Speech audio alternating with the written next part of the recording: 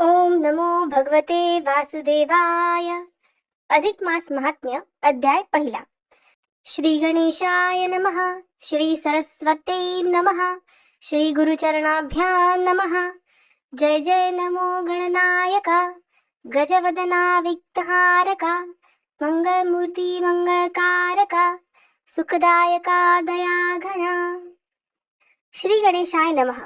गजाननाला, सरस्वतीला, सद्गुरूला, माता पितरांना, कुलस्वामिनीला, पूर्वकवींना नमस्कार असो. पुरुषोत्तमाला नमस्कार असो. आता पद्मपुराणातील व बृहन्नारदीय पुराणातील अधिक मासाच्या महात्म्याची कथा वर्णन करीत आहे. नैमिषारण्यात सूत, शौनक आदी ऋषींना अनेक पुराण कथा नित्य सांगत असे. एकदा ऋषींनी त्याला म्हटले, सर्व व्रतांमध्ये सारभूत असे व्रत कोणते आहे ते तू आम्हाला सांग. त्यावर सूत म्हणाला, आपण मला मोठा मान दिलात म्हणून मी धन्य झालो. व्यासांकडून मला जे व्रत माहीत झाले आहे ते मी तुम्हाला सांगतो. नारायण ऋषी बद्रिकाश्रमात तपश्चर्या करीत होते. नारद त्यांना भेटण्यासाठी तेथे आला. नारायण ऋषींचे दर्शन घेऊन त्याने त्यांना नमस्कार केला आणि म्हटले, या कलियुगात ज्याचे पाप पुण्य त्यालाच बाधक होते. सर्व जन संसारात बुडालेले आहेत, तरी त्यांच्या कल्याणाचे काहीतरी सोपे व्रत सांगावे. त्यावर नारायण म्हणाले, तुला मी पुरुषोत्तम मासाचे व्रत सांगतो. हे व्रत असे आहे की सर्व तऱ्हेची पापे नष्ट होऊन मनुष्य परमपदाला जातो. या व्रताची माहिती श्रीकृष्णाने पांडवांना त्यांच्या वनवासातील दुःखापासून सुटका होण्यासाठी सांगितली होती. काम्यक वनात पांडव राहत होते. त्यावेळी द्वारकेचा राणा ऋषी मुनींना घेऊन त्यांना भेटण्यास तेथे आला. तो दिसताच पांडवांना जणू संजीवनी मिळाल्यासारखेच वाटले. ते सर्वजण द्रौपदीसह त्यांच्या व मुनिजनांच्या पाया पडले. पांडवांची झालेली दुरावस्था पाहून कृष्णाला दुःखही वाटले आणि कौरवांबद्दल क्रोधही आला. त्याने प्रचंड भयंकर रूप धारण केले. तेव्हा धर्म, अर्जुन इत्यादींनी कृष्णाची स्तुती करून त्याला शांत केले. आवडत्या अर्जुनाचे प्रेमाचे बोलणे ऐकून भक्तवत्सल श्रीकृष्ण शांत झाला. नंतर सर्व पांडव आणि श्रीकृष्ण एकत्र बसले असता श्रीकृष्ण त्यांच्याजवळ गोष्टी बोलू लागला. ऋषी मुनीही श्रवणासाठी बसले. धर्माने स्वतःच्या व जगाच्या हितासाठी कृष्णाला, हे नारद, तू मला असा जसा प्रश्न विचारलास तसाच प्रश्न विचारला. त्याने जी माहिती दिली ती सर्वांच्याच कल्याणाची असल्यामुळे मी तुला सांगतो. नारायण ऋषींनी नारदाला पुरुषोत्तम मास महात्म्य सांगण्यास सुरुवात केली. अधिक मास महात्म्य अध्याय दुसरा. श्री गणेशाय नमः. श्रीकृष्ण युधिष्ठिराला म्हणाला, तू मला प्रश्न केलास, पण त्याचे उत्तर देताना मला पुष्कळ गुप्त गोष्टी सांगाव्या लागणार आहेत. पण तुम्ही मला प्रिय आहात म्हणून सांगतो. मलमास किंवा अधिक मास याला सर्व मासांमध्ये कोणत्याही प्रकारचे महत्त्व नव्हते. कोणत्याही शुभ कार्याला तो वर्ज्य असतो, कारण सूर्याची गती त्या मासात मोजली जात नसे. तसेच प्रत्येक स्थिरचर वस्तूंना अधिष्ठात्री अशी कोणती तरी देवता असते, स्वामी असतो, त्यामुळे त्याला मान असतो. पण रवी संक्रांती ज्या मासात धरली जात नाही त्या मलमासाची इतर सर्व महिने चेष्टा करू लागले, धिक्कार करू लागले. तो मास मानवी रूप धारण करून दुःख करू लागला. आपल्या अपमानाने तो दुःखाने मूर्छित पडला. पुन्हा सावध झाला, खूप शोक करू लागला. मग त्याला एक उपाय सुचला. आपण श्रीहरीला शरण जावे, त्यालाच आपले दुःख सांगावे. तो एकदम वैकुंठात गेला. तेथे मी नारायण स्वतः असतो. त्याने तेथे जाऊन रत्नखचित सिंहासनावर बसलेल्या वैकुंठनाथाला नमस्कार केला व आपली दीन अवस्था सांगून करुणा भाकली. त्याने देवाची स्तुती केली. श्रीहरी म्हणाला, येथे वैकुंठात दुःखाला स्थान नाही, तरी तू का रडतोस? तुझे दुःख काय ते मला सांग. मलमासाने स्वतःचा कसा अपमान होतो ते सांगितले आणि तो दुःखाने मूर्छित पडला. श्रीहरीने गरुडाला सांगून त्याच्याकडून पंखांनी त्याला वारा घातला. मलमास सावध झाला आणि म्हणाला, या उपचाराने काय होणार? माझे दुःख दूर करा. त्याला श्रीहरी म्हणाला, वत्सा, उठ, आपण गोलोकात जाऊ. तेथे द्विभुज मुरलीधर श्रीकृष्ण असतो. तो जनांचे दुःख दूर करण्यात मजपेक्षा श्रेष्ठ आहे. असे म्हणून हरीने त्याचा हात धरून गोलोकास गमन केले. गोलोक कोठे आहे व कसा आहे? विश्वाचे कारण असणारा जो विभू त्याचे तेज अत्यंत विशाल आहे. त्यात सत्यलोक, वैकुंठ व कैलास असे 3 लोक असून गोलोक त्यांच्याही पलीकडे आहे. त्या गोलोकात एक सुंदर ज्योती आहे.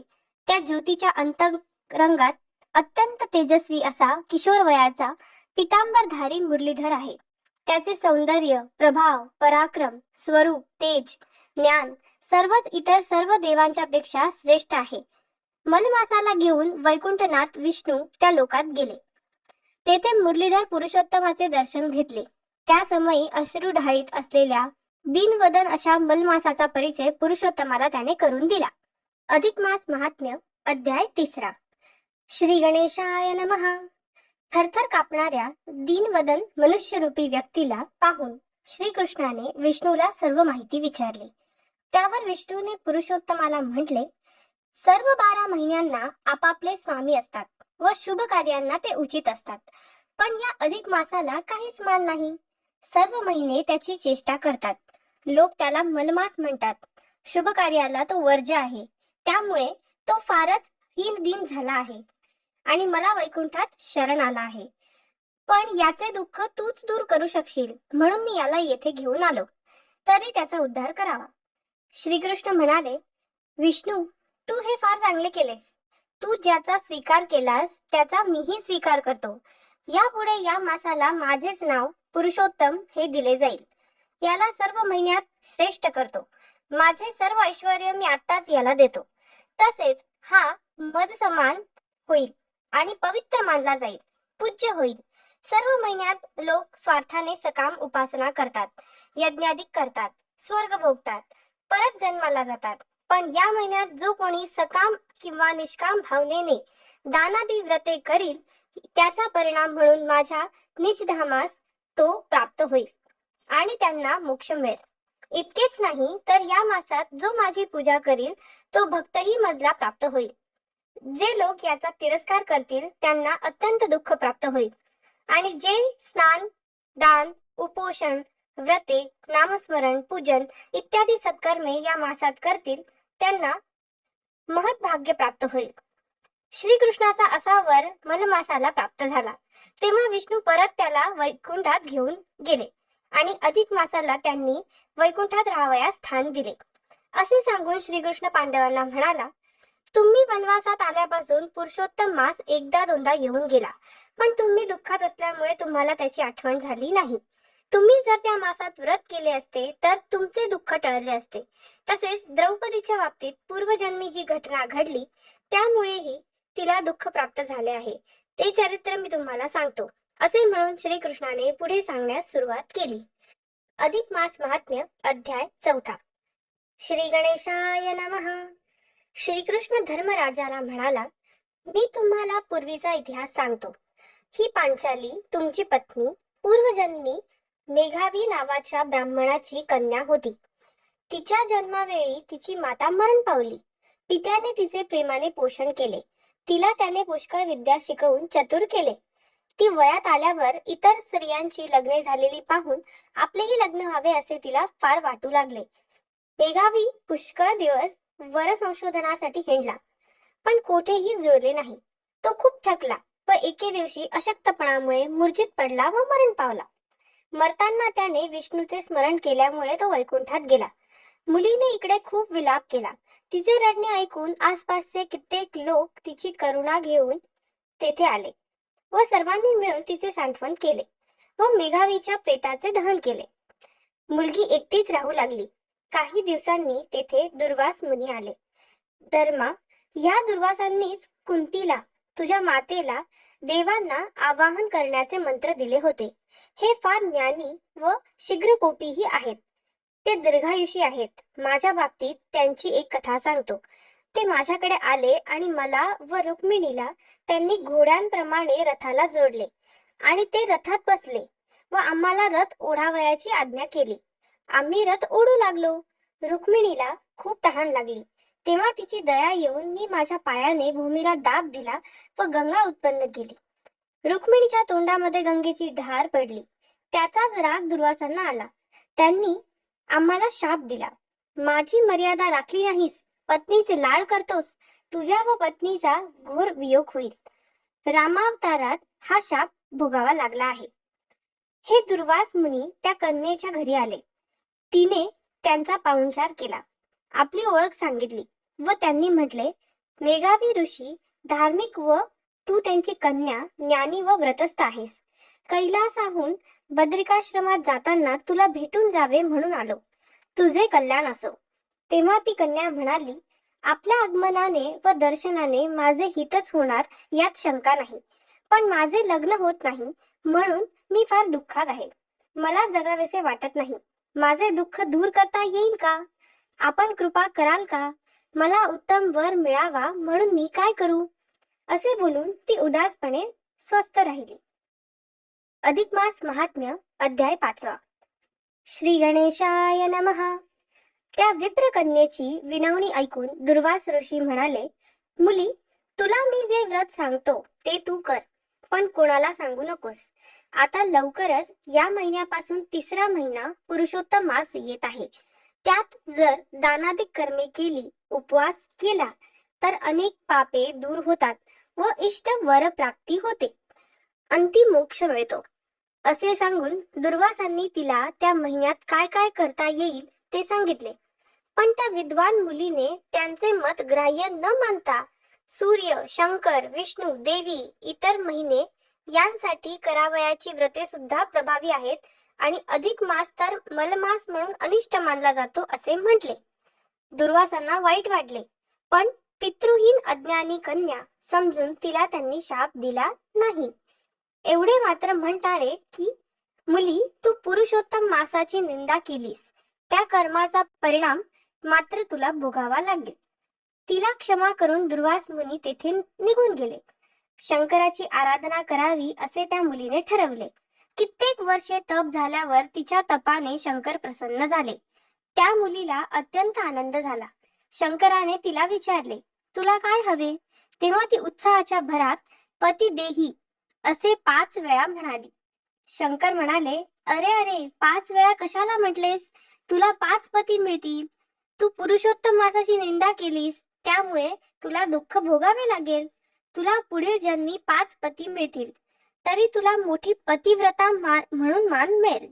काळजी करू नकोस. असे म्हणून शंकर अंतर्धान पावले. ती कन्या पुष्कळ दिवस जिवंत राहिली व कालांतराने मरण पावली. द्रुपद राजाने जो यज्ञ केला त्या यज्ञातून तीच कन्या प्रकट झाली. असे म्हणून श्रीकृष्ण म्हणाला, मला प्रिय असणाऱ्या पुरुषोत्तम मासाची हिने निंदा केल्यामुळे दुःशासनाकडून हिची विटंबना होणार होती, पण ती मला बंधू मानते व माझी भक्ती करते म्हणून मी तिला वाचवले. येत्या पुरुषोत्तम मासात तुम्ही व्रताचरण करा, म्हणजे तुमचे दुःख लवकर दूर होईल. असे सांगून व पांडवांचे सांत्वन करून श्रीकृष्ण द्वारकेला परत गेला व पांडवांनी नंतर वनवासात पुरुषोत्तम मास आला असता स्नान दानादी व्रते केली आणि यथाकाल शत्रूंना जिंकून आपले राज्यपद परत मिळवले. नारायण नारदाला म्हणाले, सूर्यवंशात दृढधन्वा नावाचा राजा होता. त्याने पुरुषोत्तम मासाची सेवा केली व गोलोकास गेला. त्याची कथा ही बोधप्रद आहे, ती ऐक. अधिक मास महात्म्य अध्याय 6. श्री गणेशाय नमः. नारायण मुनी म्हणाले, नारदा, दृढधन्वा राजाची कथा ऐक. पूर्वी हैहय देशाचा चित्रधर्मा नावाचा राजा होता. त्याला दृढधन्वा नावाचा पुत्र होता. दृढधन्वा सर्व विद्यात पारंगत, शूर व सदाचारणी होता. तो मोठा झाला तोपर्यंत चित्रधर्मा राजाला विरक्ती उत्पन्न झाली व तो पुलह ऋषींच्या आश्रमात तपश्चर्येला निघून गेला. तेथे कालांतराने तो मरण पावला. दृढधन्वा राजाने त्याचे उत्तर कार्य केले आणि पुष्करावर्त नावाच्या नगरात तो राज्य करू लागला. गुणसुंदरी ही त्याची पत्नी. त्या दाम्पत्याला 4 पुत्र झाले. चित्रवाक, चित्रवाह, मणिमान आणि चित्रकुंडल अशी त्यांची नावे होती. राजा सर्वगुणी व सुखसंपन्न होता. तो एकदा मृगयेसाठी अरण्यात गेला असता एका घायाळ हरणाच्या मागे एकटाच गेला. तो थकला तेव्हा एका तळ्याच्या काठी घोड्यावरून उतरून वटवृक्षाच्या बुंध्याशी जरा विश्रांती घेत पहुडला. तेवढ्यात तेथे एक पोपट आला व मानवी भाषेत राजाला उद्देशून गाऊ लागला. हे राजा, सर्व सांसारिक सुखे भोगत आहेस, त्यातच तू रमला आहेस, पण तत्व विचार का करीत नाहीस? तू भवसागरातून पार कसा जाणार? पोपटाचे ते बोल ऐकून राजाला नवल वाटले. तेवढ्यात त्याचे सैन्य आले व पोपट निघून गेला. राजा राजधानीस परत आला, पण तो उद्विग्न होऊन सदा उदासीन राहू लागला. थोड्याच दिवसात वाल्मिकी ऋषी त्याच्याकडे आले. त्यांचे आदरातिथ्य करून राजाने त्या पोपटाचा प्रसंग त्यांच्या कानावर घातला आणि त्याचे रहस्य विचारले. वाल्मिकींनी अंतर्ज्ञानाने राजाचा पूर्वजन्म जाणला व म्हटले, हे राजा, तू द्रविड देशात ताम्रपर्णी नदीच्या तीरी राहणारा सुदेव नामक ब्राह्मण होतास. गौतमी नावाची तुझी भार्या होती. तुम्हाला पुष्कळ वर्षे संतान झाले नाही. सुदेव फार निराश झाला. तेव्हा त्याच्या स्त्रीने त्याची समजूत काढली व विष्णूसाठी तप करावे असे सुचवले. त्या दोघांनी वनात जाऊन तप केले. तेव्हा गरुडावर आरूढ होऊन विष्णू तेथे प्रकट झाले. त्यांना वंदन करून सुदेवाने आपली व्यथा सांगितली. अधिक मास महात्म्य अध्याय 7. श्री गणेशाय नमः. वाल्मिकी ऋषी म्हणाले, विष्णू प्रसन्न झाल्यावर सुदेवाने त्याची स्तुती केली. विष्णू म्हणाला, तुझ्या तपाने मी प्रसन्न झालो आहे. तुला काय वर हवा तो माग. सुदेव म्हणाला, मला पुत्र नाही, तो द्यावा, एवढेच माझे म्हणणे आहे. विष्णू म्हणाला, तुझ्या भाग्यामध्ये 7 जन्मांपर्यंत पुत्रलाभ नाही. तू दुसरे काहीही माग, माझा उपाय चालत नाही. ते कठोर वचन ऐकून सुदेव मूर्छित पडला. त्याला सावध करून त्याच्या पत्नीने म्हटले, व्यर्थ कष्टी का होता? आपल्या भाग्यात असेल तेच भोगावे. हरीला सांगून काय उपयोग? दैव अनुकूल नाही असे आपण समजावे आणि देवाची भक्ती करीत आयुष्य घालवावे. गरुडाला मात्र वाईट वाटले. काहीही करून सुदेवाला पुत्र द्यावा, नाहीतर तुमची भक्ती कोणी करणार नाही. तुलाच सर्व सामर्थ्य आहे असे त्याने विष्णूला म्हटले. ते ऐकून विष्णूने त्याला म्हटले, तू सुदेवाला तुझ्या अधिकारात पुत्र देऊ शकतोस. तेव्हा गरुडाने त्या दोघांना पुत्र प्राप्तीचा वर दिला व विष्णूला पाठीवर घेऊन तो वैकुंठाला गेला. सुदेव ब्राह्मण पत्नीसह आपल्या घरी राहू लागला. काही काळाने त्याला एक पुत्र प्राप्त झाला. तो सर्व शुभ लक्षणांनी युक्त मुलगा, हुशार होता. शुकदेव असे त्याचे नाव ठेवले. 8 वर्षातच त्याने अनेक विद्या प्राप्त केल्या. काही दिवसांनी देवल मुनी सुदेव ब्राह्मणांच्या घरी आले. शुकदेव त्यावेळी तेथे आला व देवल ऋषींना त्याने नमस्कार केला. त्याची लक्षणे पाहून देवलांना फार आनंद झाला आणि कुतूहलाने त्यांनी त्याची सर्व लक्षणे पाहिली. तेव्हा मात्र ते सुस्कारा टाकून स्वस्थ बसले. त्यांची मुद्रा पाहून सुदेव चिंतेत पडला. तेव्हा देवलांनी म्हटले, हे विप्रा, आधी बाळाचे आयुष्य पहावे व मग बाळाची लक्षणे सांगावी. या मुलाला 12व्या वर्षी पाण्यात बुडून मरण आहे. ते अटळ आहे. सुदेवाला वाईट वाटले. देवल मुनी त्याचे सांत्वन करून निघून गेले. सुदेवाला मूर्छाच आली. गौतमी मोठी धीराची होती. तिने पतीला धीर दिला आणि कितीतरी मोठे मोठे लोकही मरण टाळू शकले नाहीत इत्यादी सांगून तिने त्याला हरिभक्ती करीत जगावे असे सुचवले. अशा प्रकारे तू पूर्वजन्मी सुदेव होतास व तो पोपट तुझा मुलगा होता असे वाल्मिकी ऋषी म्हणाले. अधिक मास महात्म्य अध्याय 8. श्री गणेशाय नमः. वाल्मिकी म्हणाले, पुढे सुदेव ब्राह्मण आणि गौतमी यांनी आपल्या हृदयावर दगड ठेवून नित्यकर्मे करीत दिवस घालविले. पुढे असे झाले की मुलाला 12वे वर्ष लागले. काही दिवस लोटले. सुदैव ब्राह्मण दर्भ आणि समिधा आणण्यासाठी वनात गेला असता शुकदेव आपल्या मित्रांसह एका मोठ्या विहिरीवर पोहण्यासाठी गेला. सर्वजण विहिरीमध्ये जलक्रीडा करू लागले. मुलांना चुकविण्यासाठी शुकदेव खोल पाण्यात गेला, पण त्याचा श्वास कोंडला गेला व त्याचे प्राण गेले. त्याचा देह तळाशीच अडकून राहिला. पुष्कळ वेळ झाला तरी तो वर येईना. तेव्हा मुले घाबरली. ती आक्रोश करीत शुकदेवाच्या घरी गेली व त्याच्या आईला ओरडून सांगू लागली, अहो माई, तुमचा मुलगा शुक पाण्यात बुडाला हो. गौतमी दुःखाने विशुद्ध पडली. तेवढ्यात सुदेवही वनातून आला. त्याने हंबरडाच फोडला. पुत्राचे प्रेत बाहेर काढण्यात आले. ते मांडीवर घेऊन सुदेव विहिरीच्या काठावर बसून आक्रोश करू लागला. नाना प्रकारे मुलाच्या आठवणी काढून, त्याच्या सद्गुणांच्या आठवणी काढून, तो कसा रे तू आम्हाला सोडून गेलास, आणि विधाता तरी कसा निष्ठुर कसा झाला, असे म्हणत त्याने एकीकडे सतत श्रीहरीला हाका मारणे सुरू केले. त्यावेळी आश्चर्य असे की अकाली पाऊस आला. एका महिन्यापर्यंत सतत पाऊस पडत होता. सुदैव सर्व भान विसरून अन्न पाणी न घेता पावसात सतत भिजत अपार शोक करीत तेथेच बसून देवाचा धावा करीत राहिला. योगायोग असा की ज्या महिनाभर पाऊस पडला तो पुरुषोत्तम मास होता. अशा प्रकारे नकळत सुदैवांकडून त्या महिनाभर नाम उपवास व हरिनाम स्मरण झाले. त्यामुळे हरी प्रसन्न झाला.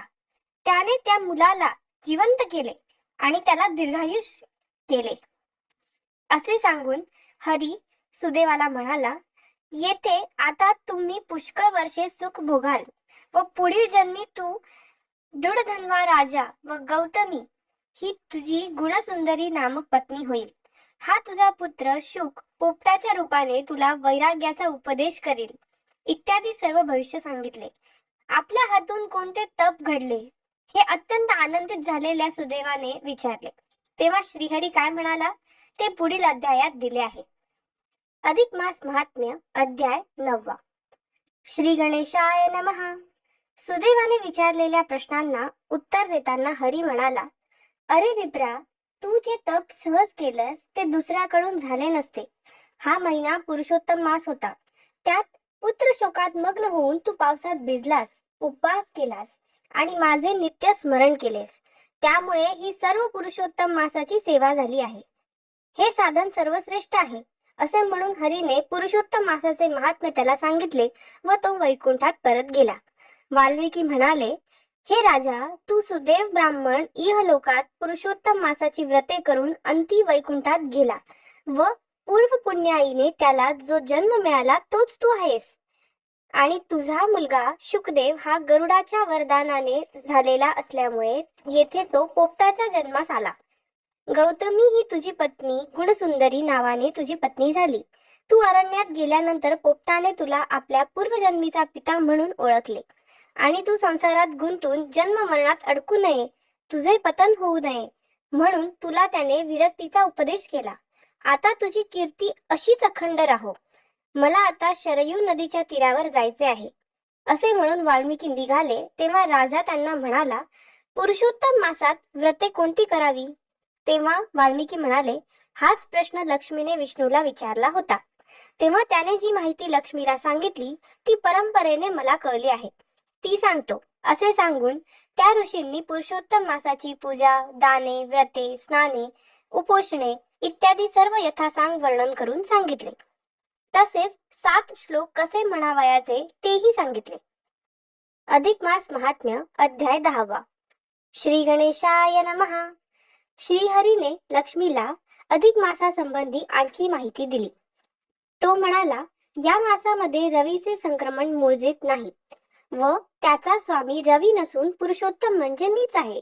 या मासात ब्राह्मणाला यथाशक्ती फळे अर्पण करावीत, सत्कर्मे करावीत, शुद्ध प्रतिपदेपासून अमावस्येपर्यंत रोज उपवासाचेच पदार्थ खावेत किंवा नक्त भोजन करावे, एक मुक्त असावे किंवा अयाचित वृत्तीने राहावे, सुचिरभूत असावे.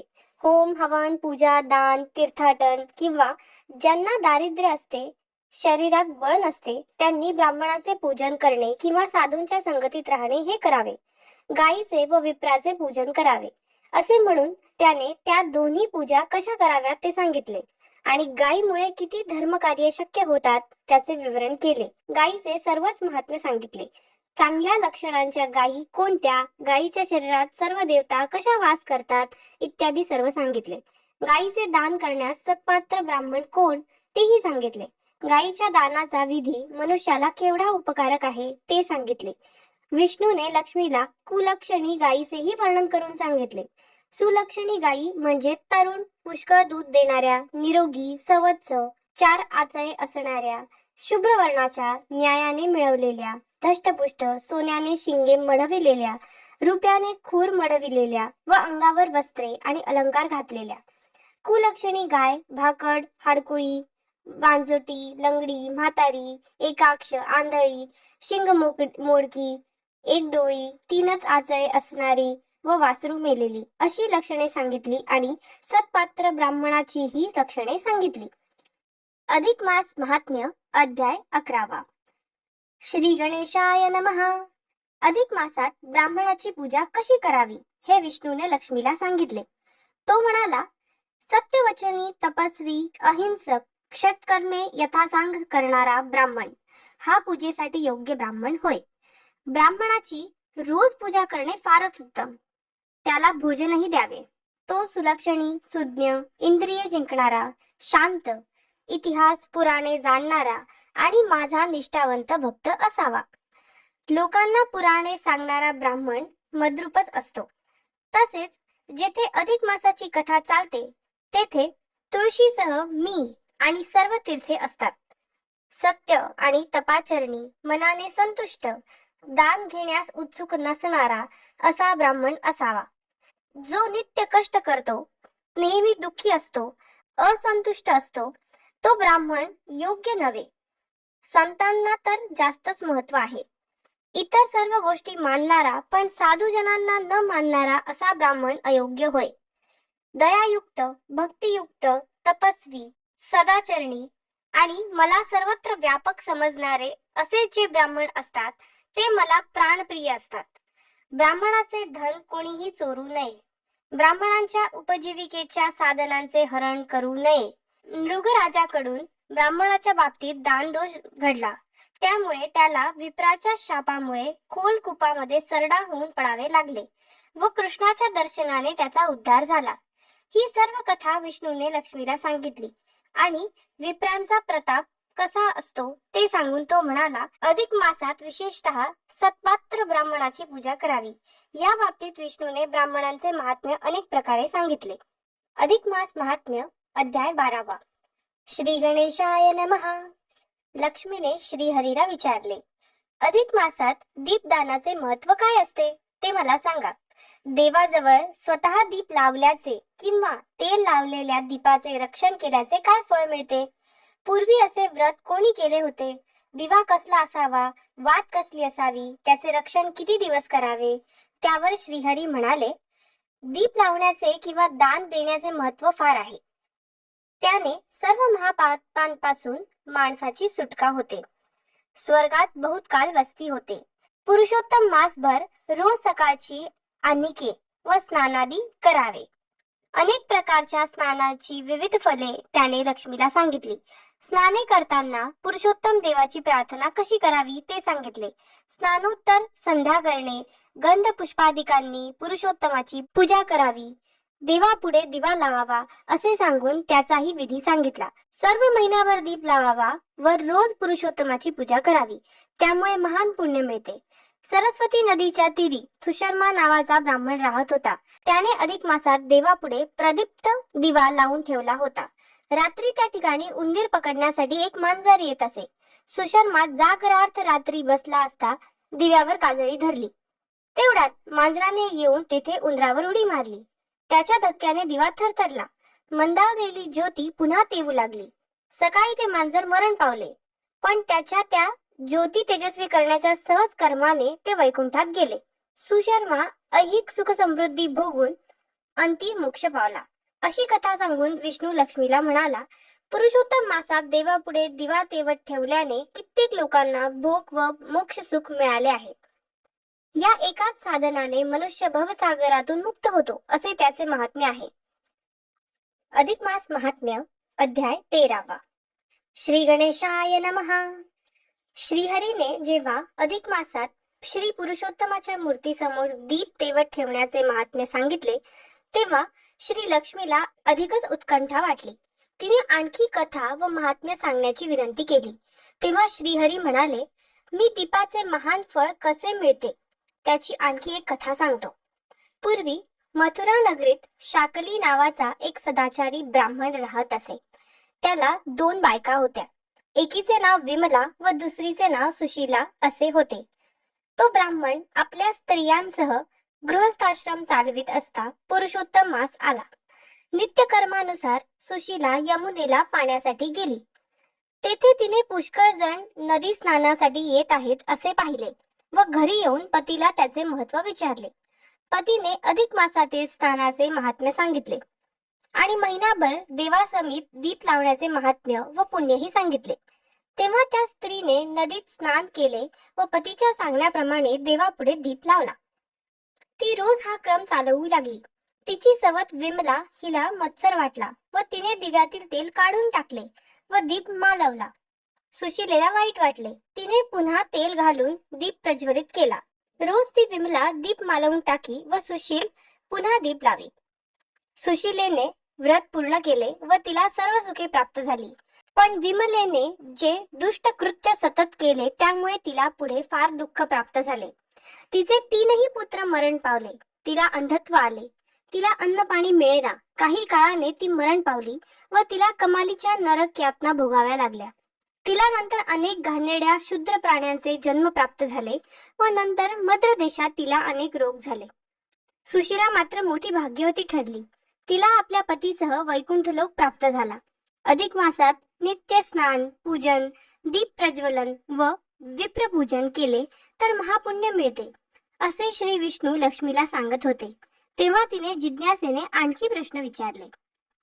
अधिक मास महात्म्य अध्याय 14. श्री गणेशाय नमः. श्री विष्णूने लक्ष्मीला पुरुषोत्तम मासातील दीप प्रज्वलित ठेवण्याच्या पुण्याचे वर्णन करणारी आणखी एक कथा सांगितली. ते म्हणाले, पूर्वी सौभाग्य नावाच्या नगरात चित्रबाहू नावाचा राजा राज्य करीत होता. तो शूरवीर व धार्मिक होता. कृष्ण भक्त होता. एके दिवशी अगस्त्य ऋषी त्याच्याकडे आले. त्यांचे त्याने स्वागत केले. त्यांची स्तुती केली. आपले सर्व राज्य त्यांना अर्पण करण्याची तयारी दर्शवली. अगस्त्यांना त्या कृष्ण भक्त राजाचे दर्शन घेऊन आनंद झालाच होता. त्याने चित्रबाहूला म्हटले, तुझे हे राज्य मी तुलाच परत देतो. तुला पाहूनही मला धन्यता वाटली आहे. तेवढ्यात राजाची पत्नी चंद्रकला तेथे आली. तिला अगस्त्यांनी कृष्ण भक्तीचे आशीर्वाद दिले. राजाने विचारले, ऋषीवर्य, मला हे राज्य वैभव, ही संपत्ती, ही सुशील पत्नी, हे सर्व कसे प्राप्त झाले? माझे कोणते पूर्वपुण्य सफल झाले? मुनी म्हणाले, मला तुझा पूर्वजन्म पाहिला पाहिजे. त्यांनी तात्काळ समाधी लावली. तेव्हा त्यांना असे दिसले की चित्रबाहू राजा पूर्वी मणिग्रीव नावाचा शूद्र होता. त्यांना जे दिसले ते त्यांनी राजाला सांगण्यास सुरुवात केली. ते म्हणाले, चमत्कार नावाच्या शहरात तू मणिग्रीव नावाचा एक शूद्र होतास. तू अत्यंत दुराचारी होतास. तू सर्व प्रकारची पापे करीत होतास. चंद्रकला ही तुझी पत्नी त्यावेळी तुझीच सुंदरी नामक पत्नी होती. आपल्या पतीचे वर्तन दुष्ट असूनही ती पतिव्रता धर्माने त्याच्या बरोबर राहत होती. त्याचे अनेक गुन्हे झाले म्हणून त्याच्या जातभाईंनी त्याला हाकलून दिले. बृहद्बल राजाने त्याची सर्व मालमत्ता जप्त करून त्याला अरण्यात घालवून दिले. त्याची पत्नीही त्याच्या बरोबर गेली. पुष्कळ दिवस लोटले. मणिग्रीव प्राण्यांना मारून आपले पोट भरत असे. काही दिवसांनी अरण्यातून उग्रदेव नावाचा एक तपस्वी चालला असता थकल्यामुळे मूर्छित पडला. मणिग्रीवाने त्याला पाहिले आणि त्याच्यावर शीतल उपचार करून त्याला सावध केले. त्याला आपल्या अंगणात आणले, फलाहार दिला, सरोवरात स्नान करण्यासाठी सांगितले आणि दोघांनी मिळून त्याची सेवा केली. मणिग्रीवाने त्याची वास्तपुस्त घेतली आणि त्याने विचारल्यावरून स्वतःची माहिती सांगितली. तहानभुकीची शांती झाल्यामुळे व विश्रांती मिळाल्यामुळे उग्रदेव प्रसन्न झाला. आपण यात्रेला चाललो असता रस्ता चुकून अरण्यात आलो आणि अतिश्रमाने व तहानभुकेने व्याकुळ होऊन बेशुद्ध झालो.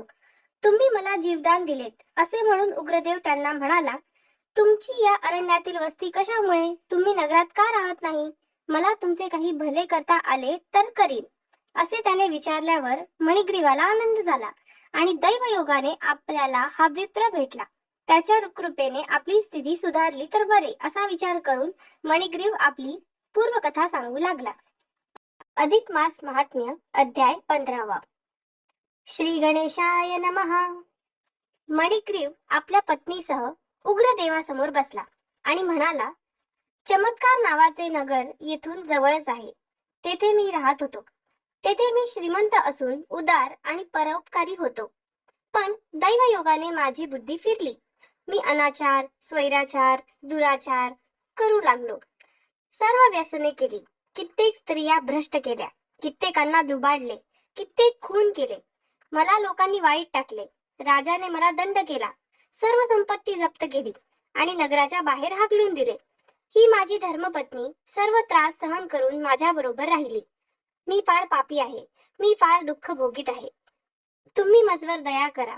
माझे दारिद्र्य दूर होईल व माझी सद्बुद्धी पुन्हा मला प्राप्त होईल, यासाठी काहीतरी उपाय सांगा.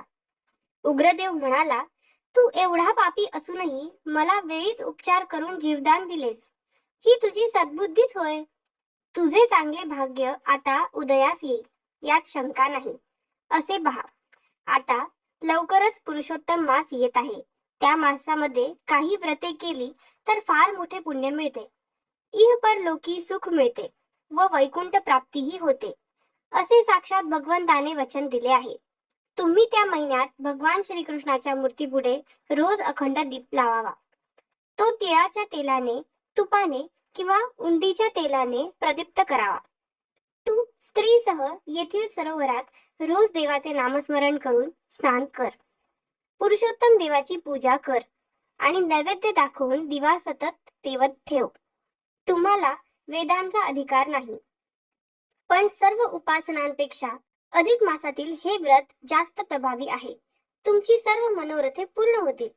असे सांगून उग्रदेवाने व्रताची सगळी माहिती नीट सांगितली आणि तो म्हणाला, तुम्ही माझी सेवा केली त्यामुळे प्रसन्न होऊन मी तुम्हाला हा उपाय सांगितला. आता मी प्रयाग क्षेत्रास जातो.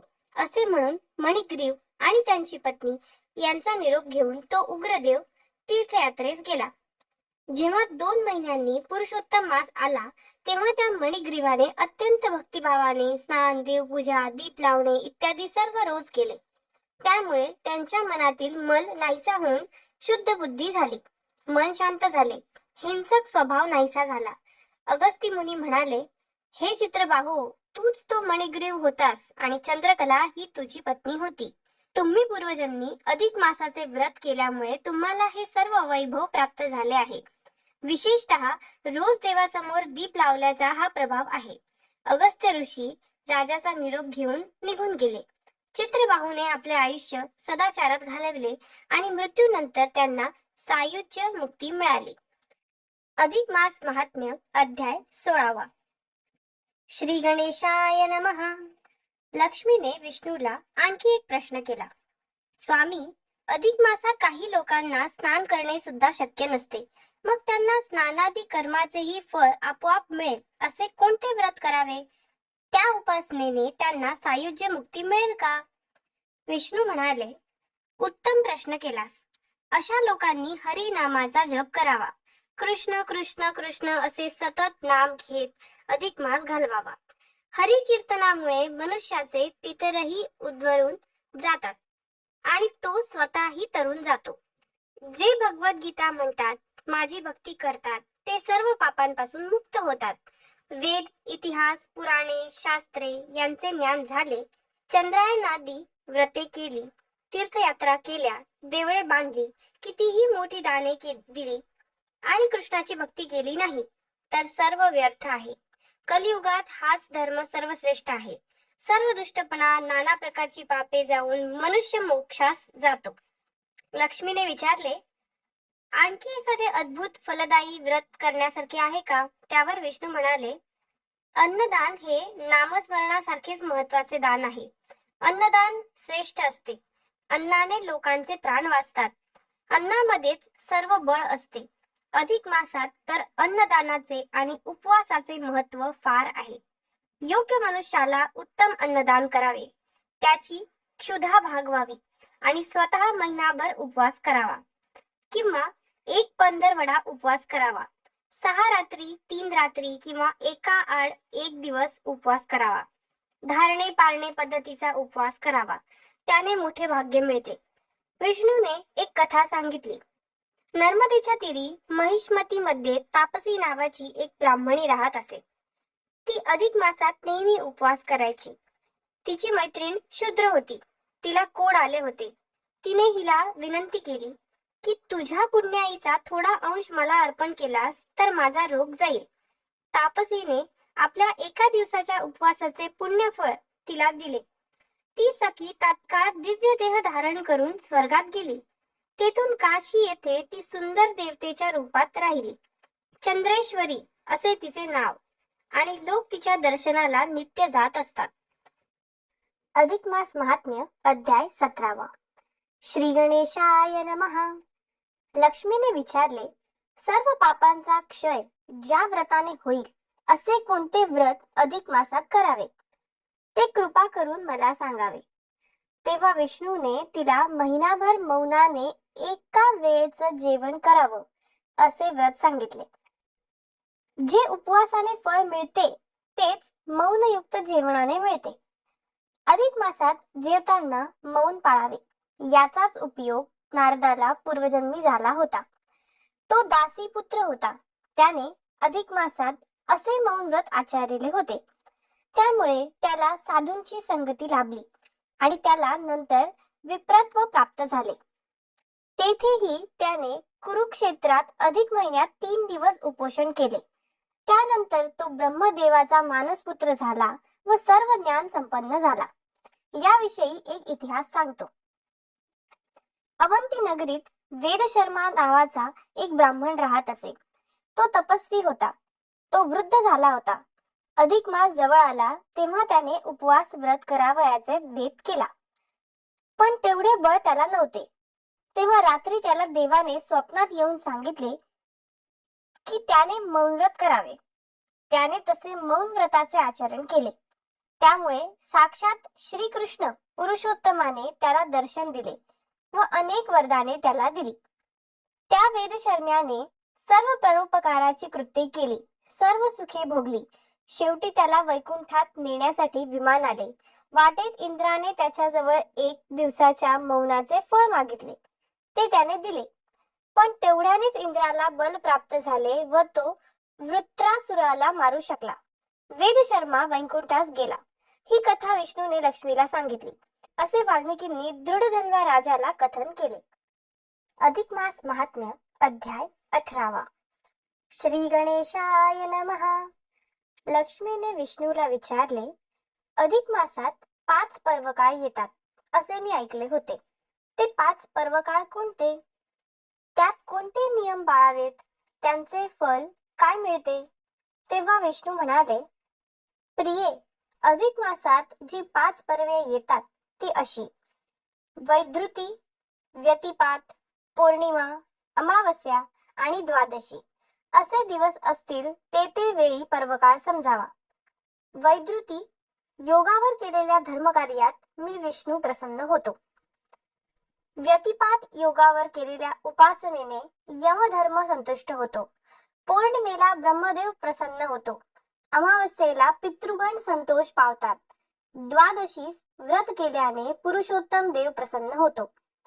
वैधृती योगावर स्नान, होम, दान करणारा सर्व इष्ट मिळवतो. या योगाने प्रल्हादाला इंद्रतुल्य वैभव मिळाले. देवत्व देणारा हा योग आहे असे म्हणून विष्णूने अधिक मासात वैधृती योगावर स्नान, दान, यजन केल्यास काय काय लाभ होतात हे सांगितले. व्यतिपात योगावर सुवर्णदानाचे फळ सांगितले. तपाचे फळ सांगितले. 13 फळे द्यावीत असे सांगितले. सर्व पाप नष्ट होतात असे फळ सांगितले. तीळ, धान्ये आदी दानांचे पुण्यफळ सांगितले. पौर्णिमेला दैविक कर्मे करावीत. स्नान, दानादी कर्मे करावीत. त्याने पापनाश होतो व पुण्य वाढते. विष्णू पुढे म्हणाले, अमावस्येला पितृतर्पण करावे व अधिक मासात तर त्यामुळे पितृगण अन्नसंतर्पणाने संतुष्ट होतात. स्नान, अन्नसंतर्पण, नाम जप हे व्रत पाळावे. प्रतिमासी अमावस्येला जो पितृउद्देशाने श्राद्धादी कर्मे करतो त्याला पितरांचे आशीर्वाद मिळतात व महाभाग्य प्राप्त होते. आणि अधिक मासाच्या अमावस्येला केलेला कोणताही उपवास, श्राद्ध, जप, दान आदी उपासनेने तर शतगुणित लाभ होतो. विष्णूने लक्ष्मीला नंतर अधिक मासातील द्वादशीच्या व्रताचे फळ सांगितले. ते पुढील अध्यायात दिले आहे. अधिक मास महात्म्य अध्याय 19. श्री गणेशाय नमः. विष्णूने 4 पर्वांचा महिमा सांगितला. व नंतर द्वादशीच्या व्रताचे महात्म्य लक्ष्मीला सांगितले. एकादशीला उपवास करावा, द्वादशीस आवळीच्या झाडाच्या बुंद्याशी पितरांना पिंडदान द्यावे, त्याने अनेक तीर्थयात्रांचे पुण्य मिळते. विप्राला अन्न द्यावे, पारणा करून जल अर्पण करावे, पितृतर्पण करावे, त्या तिथीला शेतीचे काम करू नये, वाहनाने प्रवास करू नये, भूमीचे दान करावे, उत्तम वस्त्रदान करावे, कपिला गायीचे दान करावे, विद्यादान करावे. ही गोष्ट नेहमीच्या द्वादशीची, त्याहून कितीतरी पट अधिक फळ अधिक मासातील द्वादशीस केलेल्या धर्मकार्याने मिळते. वस्त्रे, तूप, धन, धान्यादी दाने द्यावीत, अन्नदान करावे, गुप्तपणे भोजन दान करावे. विष्णूने अधिक मासातील द्वादशीस केलेल्या घृतमिश्रित अन्नदानाचे फार महात्म्य सांगितले आहे. इतर कितीतरी पुण्यकृत्यांपेक्षा हे फार फलदायी ठरते, असे सांगून सर्व पाप प्रशमन करणारे हे दान व्रत करावे असा उपदेश केला. विप्राला भोजनोत्तर त्रयोदशन गुणी तांबूल आदी देण्याचेही महात्म्य सांगितले. हा विष्णू लक्ष्मी संवाद वाल्मिकी ऋषी दृढधन्वा राजाला सांगत होते. अधिक मास महात्म्य अध्याय 20. श्री गणेशाय नमः. पंचपर्वाचे महात्म्य विष्णूने लक्ष्मीला सांगितले. त्यानंतर लक्ष्मी म्हणाली, आपण आतापर्यंत मला 5ही पर्वकाळी दाने देण्याचे महात्म्य उत्तम प्रकारे सांगितले, पण माझे अजूनही समाधान झालेले नाही. आणखी ऐकत राहावे असे वाटते. पुन्हा मला पुरुषोत्तम मासाची महती सांगावी अशी मी प्रार्थना करते. तेव्हा विष्णू सांगू लागले, व्यतिपात, पौर्णिमा आणि द्वादशी यातील कोणत्याही दिवशी विशेष दान कोणते द्यावे हे तुला सांगतो. 33 अनारसे तुपामध्ये तळून काढावे, त्यावर वस्त्र घालावे, त्यांची पूजा करावी. तसेच ज्या ब्राह्मणाला ते दान द्यावयाचे त्याची 16 उपचारांनी पूजा करावी आणि भोजन दक्षिणा इत्यादींसह ते 33 अनारसे त्याला दान द्यावेत. कला काष्टा दिरुपेण असे 7 श्लोक म्हणून पुरुषोत्तमाची पूजा करावी. अधिक मासात तुळशीची पूजा करावी, त्याने सर्व पापे नष्ट होतात. अनारशाचे दान तर सर्वश्रेष्ठच आहे. द्वादशीच्या व्रताचे महात्म्य किती आहे त्या संबंधी एक कथा आहे, ती ऐक. कुबेराची स्मितविलासिनी नामक एक प्रिय अप्सरा होती. ती क्रीडेसाठी पृथ्वीवर आली, कुरुक्षेत्रात उतरली. सुगंधी पुष्पांची एक माळ तिने गुंफली. त्यावेळी तिच्या मनात आले, ही माळ योग्य पुरुषाच्या गळ्यात घालावी व त्याच्याकडून आपली वासना पूर्ण करून घ्यावी. पुष्कळ वेळ तिला कोणी भेटले नाही. तिला दुर्वास ऋषी दिसले. तिने अविचाराने त्यांनाच माळ घातली, पण ते रागावले. तू पिशाचिनी होशील असा शाप त्यांनी तिला दिला. ती रडू लागली, दया करा म्हणू लागली. तेव्हा दुर्वासांनी तिला शाप दिला, तू 4 युगे समुद्र तीरावरील कुमारी क्षेत्रात पिशाच योनीत राहशील. त्यानंतर तेथे एक तापसी येईल. त्या स्त्रीच्या दर्शनाने तुझ्या मनात चांगली बुद्धी उत्पन्न होईल. तू तिच्या पाया पडशील, ती तुला अधिक मास व्रताचे पुण्य देईल.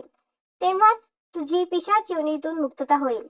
दुर्वास निघून गेले. तत्काळ ती अप्सरा पिशाच योनीत गेली. अनेक युगे तिने दुःख भोगले. पुढे कुमारी क्षेत्रात एका महातपस्विनी स्त्रीला ती भेटली. तिला भक्षण करण्यासाठी ही धावली. तोच तिला पूर्वस्मृती आली व ती त्या तपस्विनीच्या पाया पडली आणि उद्धार करण्याची विनंती करू लागली. त्या तपस्विनीने एका अधिक मास व्रताचे पुण्य तिला दिले. तेव्हा ती पुन्हा अप्सरा झाली. असे सांगून विष्णू म्हणाले, अधिक मासाचे असे महात्म्य आहे. अधिक मास महात्म्य अध्याय 21. श्री गणेशाय नमः. विष्णूला लक्ष्मीने पुन्हा विचारले, अधिक मासात कोणती स्नाने केल्यास काय फळ मिळते ते मला सांगा. विष्णू म्हणाले, अधिक मासात जो नित्य स्नान करतो त्याची पापे नष्ट होतात. सूर्योदयाच्या वेळी विधियुक्त स्नान करावे. 12 महिने रोज स्नान केल्याचे पुण्य त्याला मिळते. गंगेत प्रयाग तीर्थावर अधिक मासात स्नान करावे. सरस्वती नदीच्या पाण्यात स्नान करावे, ते महापुण्यकारक आहे. ग्रहण समयी अनेक गायी दाने केल्याने जे पुण्य मिळते तेच पुण्य अधिक मासात नदीच्या शुद्ध पाण्यात स्नान केल्याने मिळते. सहस्रावधी ब्राह्मण भोजन केल्याने जे पुण्य लागते तेच अधिक मासात एकदा स्नान केल्याने मिळते. विष्णूने अनेक पुण्यकारक व्रतांपेक्षा अधिक मास स्नानाचे पुण्य जास्त आहे असे सांगितले व लक्ष्मीने अधिक मासातील त्रिदिवसीय स्नानाचे महात्म्य त्याला विचारले. तेव्हा विष्णू म्हणाले, याविषयी एक कथा आहे, तीच मी तुम्हाला सांगतो. गोदावरी नदीच्या तीरावर पैठण नामक एक पुण्यक्षेत्र आहे. तेथे धर्मशर्मा नावाचा एक सदाचरणी विप्र राहत होता. तो विद्वान व भक्तिकर्मी होता. कालगतीने जेव्हा अधिक मास प्राप्त झाला तेव्हा त्याच्या मनात आले, या महिन्यात रोज विधीपूर्वक स्नान करावे, पण मला ते शक्य नाही. तेव्हा मी महिन्याच्या शेवटी 3 दिवस यथासांग स्नान करीन. मनात आल्याप्रमाणे ठरवून अधिक मासाच्या अंती 3 दिवस तो गोदावरी नदीत स्नान करण्यासाठी गेला. स्नानानंतर त्याने पाण्याने कमंडलू भरून घेतला व तो आपल्या घराकडे परत चालला असता वाटेत त्याला एक प्रेतात्मा भेटला. त्याने त्याची दयनीय अवस्था पाहिली. त्याचे कल्याण करावे असे धर्मशर्माच्या मनात आले. त्या प्रेतात्म्याचे रूप फार भयंकर होते, पण धर्मशर्मा खरोखर धीराचा होता. त्याने त्या प्रेतात्म्याला त्याचे पूर्वकर्म विचारले. तेव्हा थोडा सुविचार सुचून त्या पिशाचाने आपल्या पूर्व पापांचे सर्व वर्णन करून त्याला म्हटले, मी पापे भोगण्यासाठीच या योनीत जन्म पावलो आहे. महाघोर नरकायातना मला आधीच भोगाव्या लागल्या आहेत. त्यावेळी धर्मशर्म्याने त्याला आश्वासन दिले व आपल्या कमंडलूतील पाणी हातात घेऊन आपल्या त्रिदिवसीय स्नानाचे पुण्य त्या प्रेतात्म्याच्या उद्धारार्थ त्याच्या हातावर घातले. तो प्रेतात्मा त्या भयंकर योनीतून तत्काळ मुक्त झाला. त्याचा देह दिव्य झाला. त्याला स्वर्गात नेण्यासाठी उत्तम विमान आले. त्या विमानातून त्याच्या स्वागतासाठी अनेक अप्सरा आल्या होत्या. अशा प्रकारे अधिक मासात 3 दिवस पवित्र जलात स्नान केल्याचे पुण्य दिल्याने पिशाचाला मुक्ती मिळाली व त्याचा उद्धार झाला असे विष्णूने सांगितले. अधिक मास महात्म्य अध्याय 22. श्री गणेशाय नमः. विष्णूंना लक्ष्मीने आणखी स्नान महात्म्य सांगण्याविषयी प्रार्थना केली. तेव्हा विष्णू आनंदाने म्हणाले, इंदिरे, अधिक मासातील स्नानाचे महत्व किती सांगू. त्यांच्याविषयी काही कथाच तुला सांगतो. मारवाड देशात गोकर्ण पर्वताजवळ शिवपुरी नामक एका नगरीतील ही कथा आहे. ते नगर शंकराचे आवडते होते. नगरवासी जनधर्मशील होते. वेद घोष करणारे होते. भजने, पुराणे, प्रवचने, गीत गायन आदी धर्मकार्ये तेथे सतत चालत होती. त्या नगरात विप्रदास नावाचा एक शूद्र आपल्या स्त्रीसह राहत होता. ते दाम्पत्य सेवाव्रती व धर्मशील होते. गोकर्ण पर्वताच्या पायथ्याला सारणेश्वर नावाचे शिवलिंग होते. तेथेच जवळ गोकर्णी नामक नदी वाहत होती. त्या गोकर्णी नदीत त्या विप्रदासाने स्वस्त्रीसह अधिक मासभर प्रत्यही यथाविधी स्नान केले. शेवटी शिव मंदिरात उद्यापन केले. ब्राह्मणांना भोजन देण्याची व्यवस्था केली. त्यांचे आशीर्वाद घेतले. तो विप्रदास आपल्या घरी जाण्यास निघाला.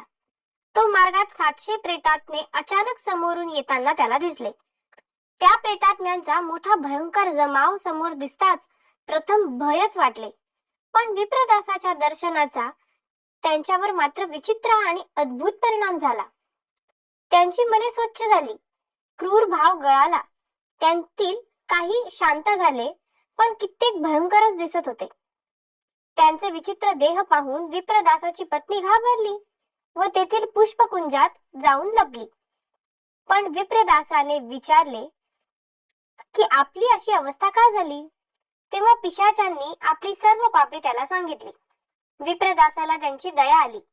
त्याने आपल्या मासभराच्या स्नानाच्या पुण्यापैकी 7 दिवसांच्या स्नानाचे पुण्यफळ त्या 700 पिशाचांना अर्पण केले.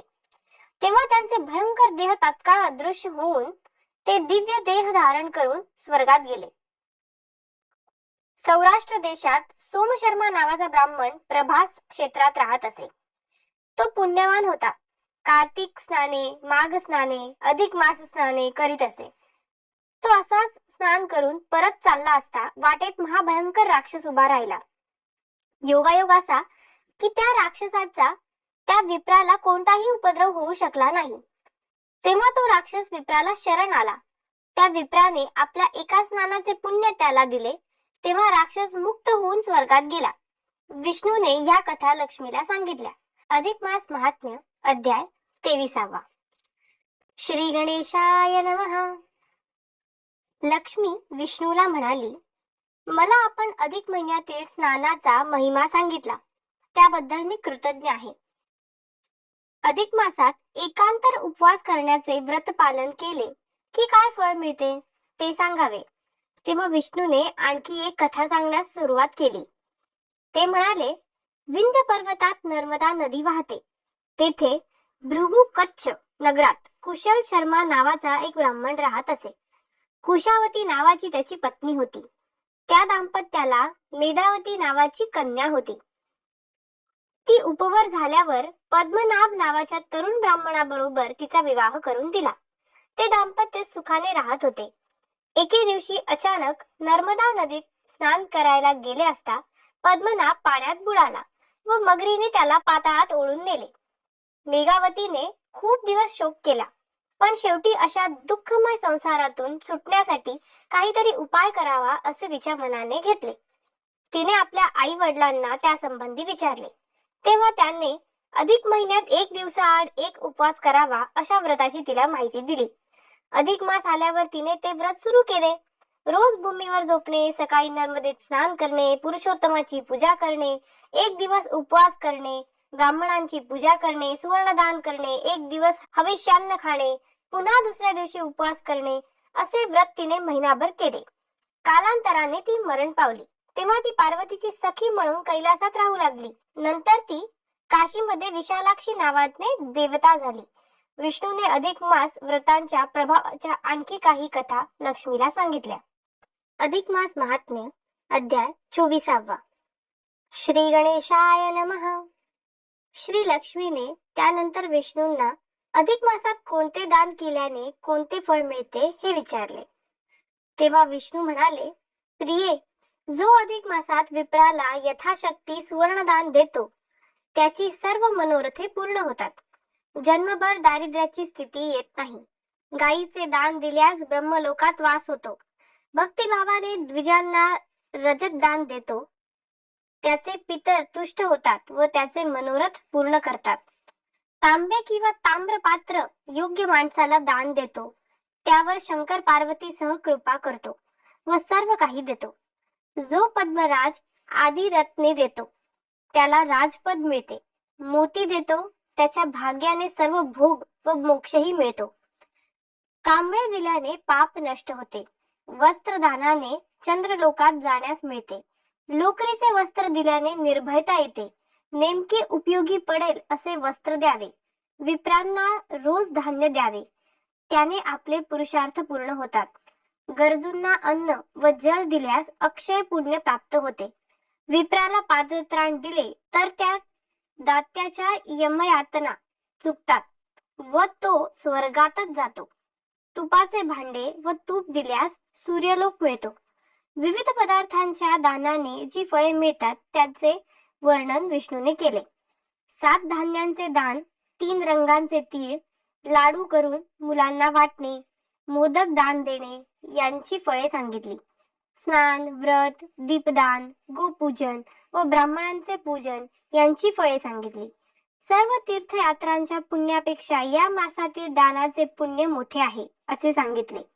पार्वतीला तिची आई मेना हिने एकदा विचारले की, हे कन्ये, तू माझीच मुलगी, पण तुझ्या नावाने सारी व्रते आहेत, माझ्यासाठी मात्र व्रत का कोणी करत नाही? तेव्हा पार्वती मेनेला म्हणाली, मी अधिक मासात व्रत करून तुझे पूजन करीन.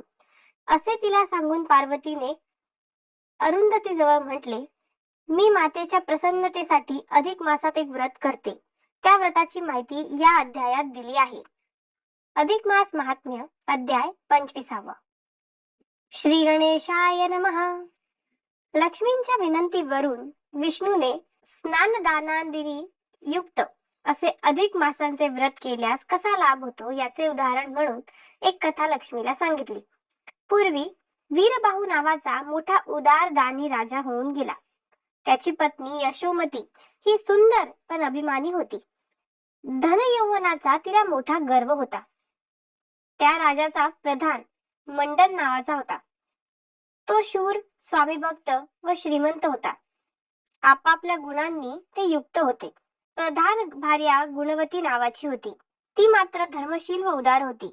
त्या राजाला आणि राणीला गर्वामुळे कशी दैन्यावस्था आली त्याची कथा ऐक. प्रधानावर राज्य सोपवून वीरबाहू आणि यशोमती सर्व प्रकारच्या विलासात दंग झाली. पुढे त्यांना 2 मुले झाली. सुबाहू आणि शतबाहू अशी त्यांची नावे होती. ते तरुण झाले. पुढे अधिक मास आला. गुणवती यशोमतीच्या सेवेकरिता राजवाड्यात आली असता यशोमतीचे प्रचंड वैभव पाहून तिला वाटले, पूर्वकर्माप्रमाणे ही एवढे वैभव भोगत आहे, पण हिने जर आता सत्कर्म केले नाही तर सर्व लयाला जाईल. तेव्हा तिला कल्याणकारक व्रत करण्यास सांगावे. तिने प्रसंग पाहून राणीला सूचना केली, अधिक मास आला आहे, त्यात तू काहीतरी व्रत कर, म्हणजे तुझे सुख अक्षय टिकेल. पण राणीने काही ऐकले नाही. तिने अधिक मासाची निंदा केली. त्याचा परिणाम असा झाला की काही दिवसातच तिचे दोन्ही पुत्र ज्वराने मरण पावले. गुणवती तिच्या सांत्वनार्थ गेली. तेव्हा त्या दोघीही रडू लागल्या. त्यावेळी राणीने गुणवतीकडे पाहिले. तो तिचा चेहरा तेजस्वी आणि भांगामध्ये शेंदूर घातलेला होता. तिने अलंकार धारण केले होते. वस्त्र उत्तम होते. ते पाहून राणी तिच्यावर भडकली आणि तिला घालवून दिले. गुणवती घरी गेली. तिला खूप वाईट वाटले. राजाला कळले, प्रधानालाही कळले. प्रधानाने आपल्या पत्नीला प्रत्यक्ष पाहिले. तो तिचे मुख संपूर्ण शृंगारलेले होते. पुत्र शोकाने आम्ही व्याप्त असताना प्रधानाची बायको नटते याचा राग येऊन राजाने त्या दाम्पत्याला बंदीत टाकले. त्यावेळी दोघांनी श्रीकृष्णाचा धावा घेतला. राजा राणीच्या स्वप्नात जाऊन श्रीकृष्णाने त्यांना सांगितले, गुणवतीने पूर्वी अधिक मास व्रत केले आहे, त्यामुळे तिला या जन्मात अक्षय असे मुखालंकार, काजळ, कुंकू, सिंदूर, तांबूल, वेणी इत्यादी सर्व प्राप्त झाले आहे. ते निघू शकत नाही. त्यांना बंदीतून काढा. राणीने अधिक मासाची निंदा केली म्हणूनच तुमचे पुत्र मेले. राजा राणी जागे झाल्यावर त्यांना वाईट वाटले. गुणवतीला मुक्त करून त्या दोघांनी तिच्या मुखावरील सर्व शृंगार पुसून काढण्याचा प्रयत्न केला, पण तो अजिबात निघाला नाही. तेव्हा दोघांना खूप लाज वाटली. त्यांनी गुणवतीची क्षमा मागितली. अधिक मास व्रताचे महात्म्य लोकांना प्रत्यक्ष कळून आले. अधिक मास महात्म्य अध्याय 26. श्री गणेशाय नमः. श्री विष्णू लक्ष्मीला म्हणाले, प्रिये, मी तुला अधिक मास व्रतांचे उद्यापन कसे करावे ते सांगतो, नीट ऐक. सबंध महिनाभर राधेसहित पुरुषोत्तमाची पूजा रोज करावयाची असते. कृष्ण पक्षात चतुर्थशीस किंवा नवमी किंवा अष्टमी तिथीस उद्यापन करावे. नित्याप्रमाणे स्नानोत्तर सुचिरभूतपणे पूजाविधी करावा. तो असा की त्या दिवशी श्रीकृष्णाच्या पूजेचा कलश मध्ये ठेवून भोवती 4 दिशांना 4 कलश स्थापन करून संकर्षण, वासुदेव, प्रद्युम्न व अनिरुद्ध या 4 व्यूहवृत्ती त्यांमध्ये स्थापून सर्वांची पूजा करावयाची असते. तसेच शक्तीप्रमाणे 30 मेहुणे किंवा 7 किंवा 5 मेहुणे बोलावून त्यांना भोजन व दाने देऊन सन्मान करावयाचा असतो. कार्यक्रमासाठी मोठा मंडप घालावा. एक मुख्य ब्राह्मण आचार्य ठरवून 4 मूर्तींसाठी जप करण्यास व हवन करण्यास 4 वेगळे विद्वान ब्राह्मण बोलवावे. असे म्हणून विष्णूने लक्ष्मीला सर्व पूजाविधी समजावून सांगितला. तो म्हणाला, या पूजेसाठी सर्वतो भद्रमंडल 5 धान्यांनी काढावयाचे असते. पूजा संपूर्ण झाल्यावर सर्व ब्राह्मणांना भोजन आणि दाने द्यावी. वस्त्रे, भूषणे, गायी, शय्या, छत्र, तिळाची, तुपाची भांडी, पाण्याची भांडी, हरिणाजीन, रेशमी वस्त्र, कापसाची वस्त्रे, सोने, चांदी, रत्ने, भक्षभोज्य, धान्य द्यावे. भागवत पुराणाचे पुस्तक, फुले, फळे, वेदांचे ग्रंथ आणि प्रत्येक दाम्पत्याला 33 अनारसे घातलेला एक डबा दान द्यावा. डबा मोठा असावा. दाम्पत्यांना राधाकृष्ण समजून अत्यंत रुचकर व अनेक पक्वान्नांचे भोजन द्यावे. स्वस्तपणे जेवणाची विनंती करावी. जेवल्यानंतर उत्तम विडे, दक्षिणा सर्वांना द्याव्या. स्त्रियांना 2 वस्त्रे, सौभाग्य वाहिनी द्यावी, हळदी कुंकू द्यावे, सर्व दाम्पत्यांना सीमेपर्यंत पोहोचविण्यास जावे, आचार्यांचा व इतर पुरोहितांचा आवश्यक तो सन्मान करून संतुष्ट करावे. विष्णूने या उद्यापनांचा हा सर्व तपशील लोकांच्या हितासाठी लक्ष्मीला सांगितला. अधिक मास महात्म्य अध्याय 27. श्री गणेशाय नमः. पुरुषोत्तम मासाचे व्रत कसे सर्वश्रेष्ठ आहे ते लक्ष्मीला सांगून विष्णू पुढे म्हणाले, ज्यांना महिनाभर पूजा आणि सर्व व्रत करता येत नसेल त्यांनी काय करावे ते सांगतो. त्यांनी एक काहीतरी नियम धरावा. स्नान, दान, जप, तर्पण, पुराण श्रवण, देवपूजा, तेलाचा त्याग, भूमिशयन, पत्रावळीवर जेवण, अनारसे दान करणे, एकच धान्य खाणे, नखे वाढविणे, केस वाढू देणे, देवापुढे सतत दिवा लावणे, दाम्पत्य भोजन, अनवाणी चालणे, एक एक धान्य वर्ज करणे, आवळीच्या झाडाखाली स्नान करणे, फलत्याग, मीठ वर्ज करणे, तीळ, धान्य, तांबूळ, सोने, रुपे दान देणे, भागवत ऐकणे, उपोषण करणे, काही न मागता मिळेल ते खाणे, नक्त भोजन, धारणा पाळणा, एक वेळ जेवण, केवळ हविष्य अन्न खाणे, तुलसी पूजा, कृष्णाचे नाम घेणे, शाळीग्रामाची पूजा करणे, पूजा न केलेल्या मूर्तीचे पूजन करणे, सामिष धान्य त्यागणे, अशुद्ध अन्न टाकणे, परद्रोह,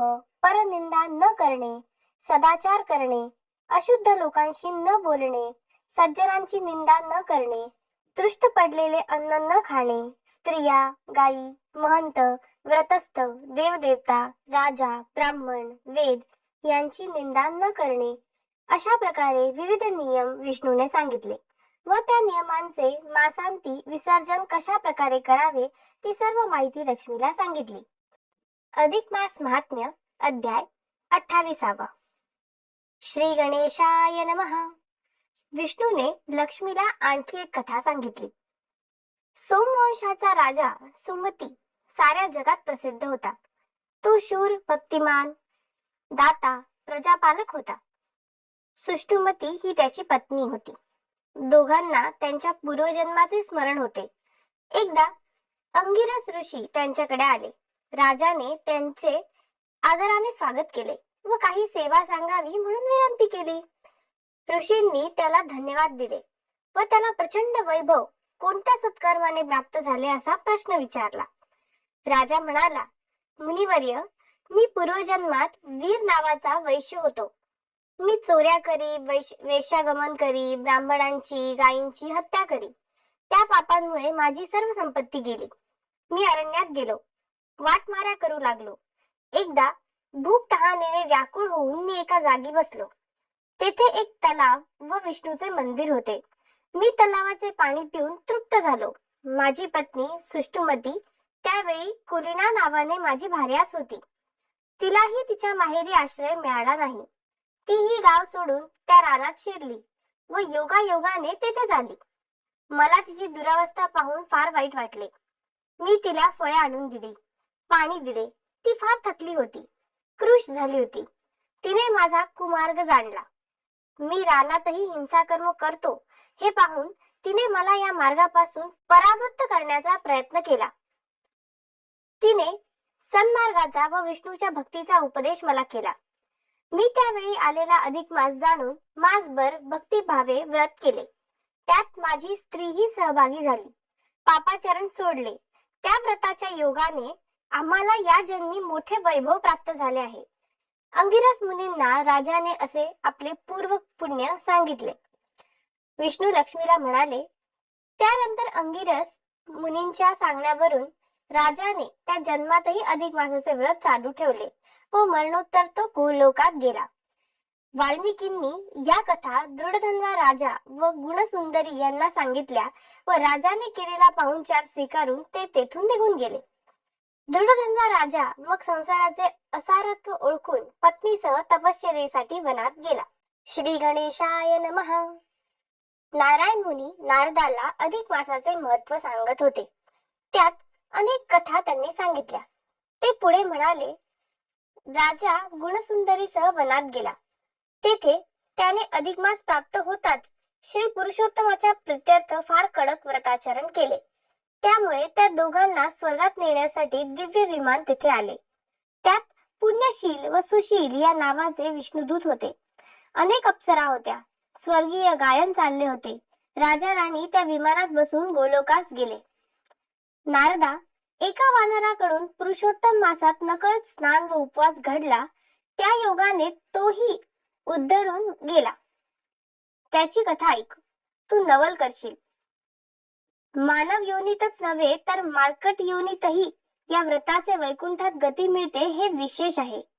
केरळ देशात एक चिक्कू धनलोभी ब्राह्मण राहत होता. पैशाचा अत्यंत लोभी. एक कवडीही कोणाला देत नसे. पैसा कसा मिळेल व मी तो कसा साठवून ठेवीन याचीच चिंता करायचा. गलिच्छ राहायचा. भिक्षा मागायचा. भिकारी समजून लोक त्याला जे द्यायचे ते जमवून ठेवायचा. लोकांना फसवायचा. सत्कर्म एकही करायचा नाही. एका माळाने आपले मळे सांभाळण्याचे काम त्याला दिले. तेथेही तो फलादिमाल चोरून विकी. मालकाला फसवी. तो कद्रू 87 वर्ष जगून अचानक मेला. तेव्हा यमदूतांनी त्याला यमाकडे नेले. जाता जाता त्याला त्यांनी फार मारले. यमाने चित्रगुप्ताला त्या ब्राह्मणांचे पापपुण्य विचारले. त्या ब्राह्मणाला त्या वेळेपर्यंत फारच पश्चाताप वाटू लागला होता. अधिक मास महात्म्य अध्याय 30. श्री गणेशाय नमः. नारायण ऋषी नारदाला सांगू लागले. नारदा, चित्रगुप्ताने यमाला त्या कद्रूची गतजन्मातील सर्व पापे सांगितली. यम क्रुद्ध झाला. त्याने त्या जीवात्म्याला पिशाच योनीत चिरकाल दुःखी भोगण्याची व नंतर वानर म्हणून जन्म घेऊन हालात दिवस कंठण्याची शिक्षा दिली. दूतांनी त्याला लगेच घोर यातनामय अशा प्रेत योनीत ढकलले. तेथे तो भूक, तहान, उष्णता, थंडी आदी तीव्र संवेगांनी फारच क्लेश भोगत राहिला. त्याला नंतर वानराचा जन्म मिळाला. कालंजर पर्वतावर एक सरोवर आहे. तेथे तो राहिला. ते सरोवर पापनाशक आहे. दैत्यांच्या भयाने पूर्वी देवांनी तेथे आश्रय घेतला होता. तेथे मृगतीर्थ नामक कुंड आहे. तो वानर तेथे राहू लागला. रामावतारात रामाने वानरांना असा वर दिला होता की त्यांना गर्द झाडी, अन्न म्हणून फळे व पाणी या गोष्टी कधीही कमी पडणार नाहीत. त्या वरामुळेच त्या वानररूपी कद्रू विप्राला तेथे राहावयास मिळाले. केरळ देशात असताना त्या ब्राह्मणाने चित्रकुंडल नावाच्या एका धनिक व्यापाराच्या घरी चाललेले अधिक मासाचे व्रत पाहिले होते व दक्षिणा मिळण्याच्या आशेने वाह करून त्या व्रताची खूप प्रशंसा केली होती. पुरुषोत्तमाची पूजा पाहिली होती. देवाला वंदन केले होते. त्याचे एवढेच पुण्य झाले होते. तेवढ्याने त्याला वनराई, फळे, पाणी आदी सुख मिळून त्याचा वानर जन्म थोडा तरी सुसह्य झाला. पण त्याच्या तोंडात व्रण झालेले असल्यामुळे त्याला फळे खाता येईनात. त्यातच तो दुबळा झाला. एका झाडावरून दुसऱ्या झाडावर उडी मारताना तो खाली पडला. त्याचे दात पडले. अंग ठेचाळले. तेवढ्यात योगायोगाने अधिक मास आला. तेव्हा घटना अशी घडली की पाणी पिण्यासाठी तो मृगतीर्थाशी गेला, पण त्यात त्याला उतरता येईना. मग तो कसाबसा झाडावर चढला. तेथून तो खाली पडला. तो त्या कुंडात. तो त्यात थोडेसे पाणी असलेल्या कुंडात पडलेलाच राहिला. त्याला 4 दिवस स्नान घडले. उपास तर महिनाभर पडला. 5व्या दिवशी तो कासावीस होऊन मरण पावला. तेव्हा त्याचा जीवात्मा मुक्त होऊन दिव्य विमानाने अधिक मासात गोलोकात पोहोचला. ती घटना पुढील अध्यायात सांगतात. अधिक मास महात्म्य अध्याय 31. श्री गणेशाय नमः. तो वानर दिव्य मानव झाला. त्यातही त्याला पितांबर, उत्तरीय, मुकुट आदी प्राप्त झाले. देवशूल, सुशील व पुण्यशील हे त्याला विमानात आरूढ होण्यासाठी आदराने विनंती करू लागले. तो थक्क झाला. आपली एवढी पापे असूनही ही गती कशी मिळाली याचे त्याला आश्चर्य वाटले. तेव्हा दूतांनी त्याला सांगितले की तू पुरुषोत्तम मासात उपाशी राहिलास, पाण्यात पडून राहिल्याने स्नान घडले आणि पश्चातापाने शुद्ध झालास. मागच्या जन्मात तू पुरुषोत्तमाची पूजा पाहिलीस, वंदन केलेस, अधिक मास व्रताची प्रशंसा केलीस. या सर्व पुण्य कर्माने तुझी पापे नष्ट झाली आहेत व तुला सद्गती प्राप्त झाली आहे. कद्रू विप्र दिव्य देहधारी झाला होता. त्याने कालांजर पर्वताला, त्या वनाला, मृगतीर्थाला भावभक्तीने नमस्कार केला व विमानात आरूढ होऊन तो देवगणांनी स्तविला गेलेला स्वर्गात गेला व नंतर अत्यानंदमय गोलोकात गेला. नारायणाने अशा कथा नारदाला सांगितल्या व नारदाचे खूप समाधान झाले. तो पुरुषोत्तमाचे स्मरण करीत सत्य लोकाप्रत गेला. नैमिषारण्यात सूत हे शौनकादिकांना याप्रमाणे कथा सांगत होते. ते पुढे म्हणाले, पुरुषोत्तम मासामध्ये केलेल्या अल्प स्वल्प सेवेचे फळ फार मोठे मिळते. या महिन्यात पुरुषोत्तम हरी फार लवकर प्रसन्न होतो. सर्व प्रकारचे ऐहिक व स्वर्गातील दिव्य भोग भोगून भगवंताचा तो भक्त मोक्ष पावतो आणि नित्य गोलोकात श्रीकृष्ण सन्निध निवास करतो. अध्याय 31 समाप्त.